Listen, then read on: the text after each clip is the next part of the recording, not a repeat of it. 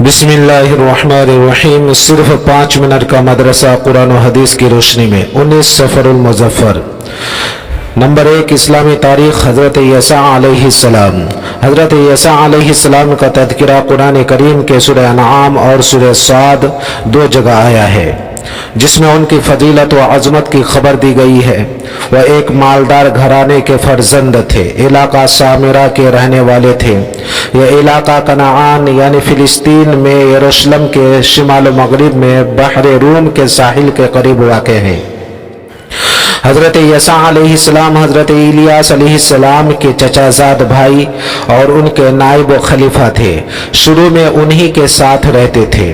जब हज़रत इलियास अलैहिस्सलाम का इंतकाल हुआ तो अल्लाह ताला ने बनी इसराइल की हिदायत व रहनुमाई के लिए उनको नबी बनाया। वह हज़रत इलियास अलैहिस्सलाम ही की तरह कौम बनी इसराइल को तौरात पर अमल करने की तरगीब देते और हक बात मानने और सीधे रास्ते पर चलने का हुक्म दिया करते थे और शिरकिया बातों से बचे रहने की ताकीद करते थे। नबूवत के साथ सियासी सूझबूझ और जंगी तदबीरों से भी खूब वाकिफ थे। नंबर 2, अल्लाह की कुदरत, फलों में रस।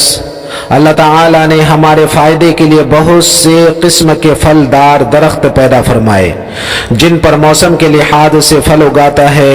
उनमें से बाज़ फल खट्टे और बाज़ मीठे होते हैं।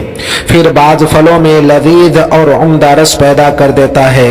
आम, संतरा, मौसम्बी और अंगूर जैसे फलों से हम मज़ेदार जूस निकाल कर पीते हैं।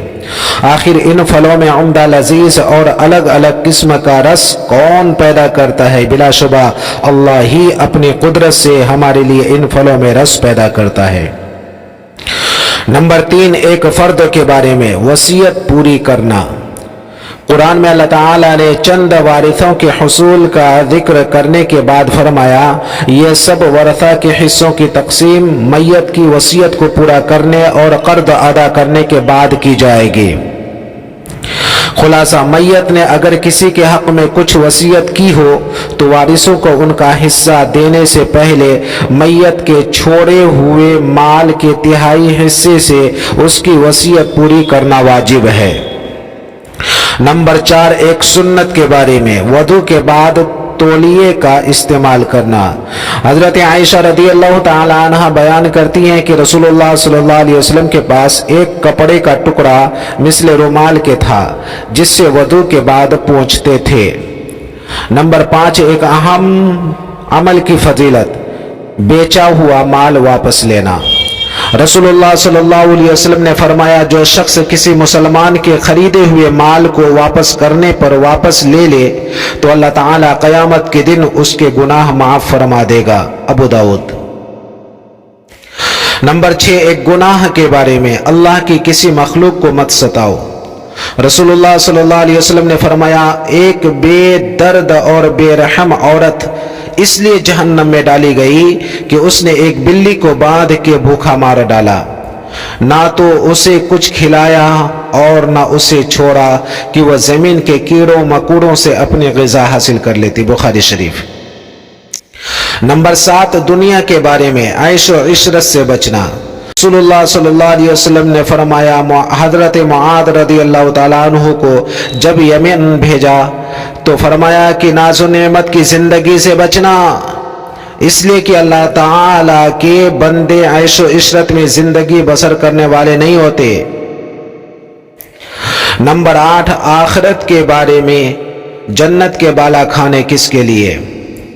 कुरान में अल्लाह ताला फरमाता है, जो लोग अपने रब से डरते हैं तो उनके लिए जन्नत के ऐसे बाला खाने हैं जिनके ऊपर और बाला खाने बने हुए हैं, उनके नीचे नहरें जारी होंगी। अल्लाह ने उनसे ये वादा किया है और अल्लाह ताला वादा खिलाफी नहीं करता। सूरह ज़ुमर। नंबर 9, तिब्ब नबवी से इलाज, हलक के कौवे का इलाज। रसूलुल्लाह सल्लल्लाहु अलैहि वसल्लम ने फरमाया, अपनी औलाद को हलाक न करो। जब किसी औरत के बच्चा को गले के कौवे की तकलीफ हो तो औद हिंदी को पानी से रगड़कर उसकी नाक में चढ़ाए। बुखारी शरीफ। नोट, कौवा गोश्त का लटकता हुआ वो छोटा सा टुकड़ा है जो आदमी के शुरू हलक में होता है। नंबर 10, कुरान की नसीहत। कुरान में अल्लाह ताला फरमाता है, तुम अल्लाह ताला का अहद पूरा किया करो जबकि तुम उसको अपने जिम्मा कर लो, और कसमों को भी पुख्ता करने के बाद मत तोड़ा करो। सूरह नहल। अगर ये मालूमात आपको अच्छी लगती हों तो आगे शेयर भी करें, लाइक करें, कमेंट करें और अपनी दुआओं में हमें भी याद रखें।